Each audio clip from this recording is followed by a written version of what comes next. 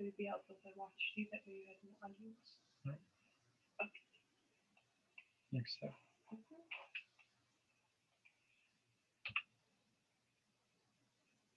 That should be working.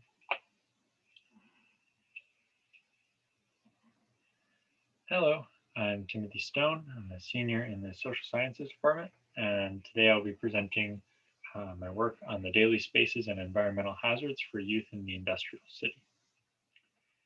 So this research, generally we are trying to understand individual level exposures for students in Calumet and Laurium and what impact they have on health.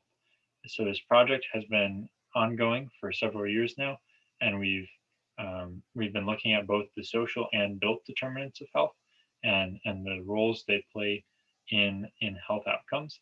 And so this aspect of the project is going to be looking largely at the built environment aspect to that. And this fulfills a gap in children's environmental health research because we are able to utilize multiple daily spaces in a historic setting, which is relatively unique among this kind of study. Many of these studies simply use the census location for their participants, which really only captures the home exposures. And as anyone who's been around children knows, children do not stay in one place all day. So analyzing those different spaces will grant a higher level of certainty.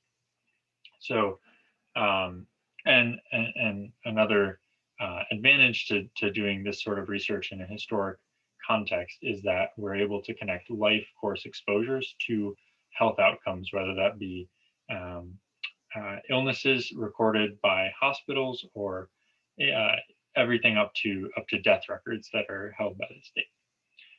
So this project is built on the Copper Country Historical Spatial Data Infrastructure, which is the sort of the data backend to the QAnon Time Traveler, which is designed for efficient integration of new data sets. And all of this is built on these spatially linked fire insurance plans, which allows us to connect all these tabular data sets to a point in space and then link them to each other. So the first part of this project was taking these old school records and scanning them and transcribing them and then mapping their locations. We mapped over 16,000 records, but for this part of the project, we're using a 2,000 person subset of this.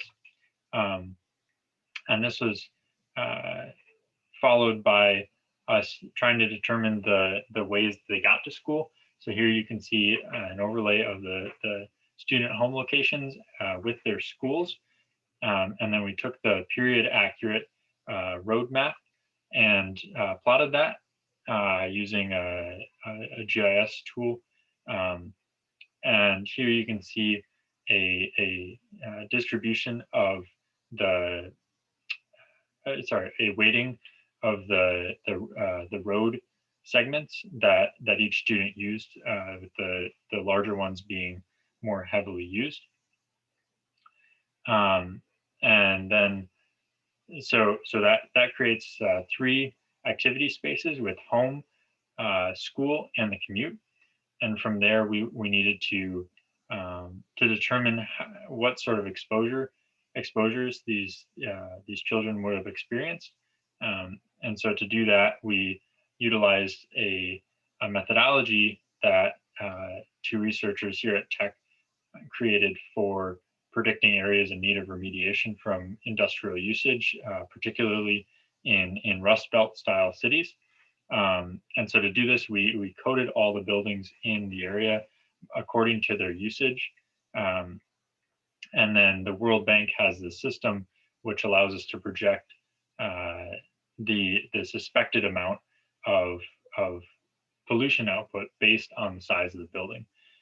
We then interpolated the resulting layer to create an expected exposure risk layer. So here you can see the coding, and then here you can see the the resulting interpolated risk layer. And then we intersected that this layer with the children's routes to school, their homes, and their schools themselves, which again gives us those 3 activity spaces through which we're able to analyze the quality of their environment. This has led us to, to seeing a greater distribution of expected exposure. So this first peak is what you would normally see if you only were able to analyze their home environment, and by looking at the school locations, you see the second peak from children whose school environments were also were not in good places, essentially. So from there, we are looking to get into some more advanced statistics to determine whether or not our hypothesis is correct. Our hypothesis being that increased expected exposure results in negative health consequences. So our preliminary results show that there is actually no significant correlation between these 2 variables, but it appears that age confounds this relationship. So we'll be looking into some methods to correct for that. From here, we'll be looking to interrogate this relationship between expected exposure and health consequences further. And one new aspect that we get to add to this is another map that has another level of data that actually came from the main mining company up here. That was produced in 1915, so very close to our study range. From there, we will also be looking at infectious disease reports that were published monthly, and these will give us another health variable that we can look at and examine in relation to our expected exposure layer.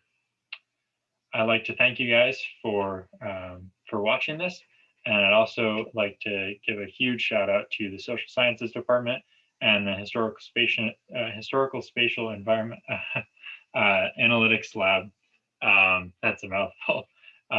As well as Pavlos Honors College and the SURF project for support in my professional endeavors, as well as personal level support, and of course financial support.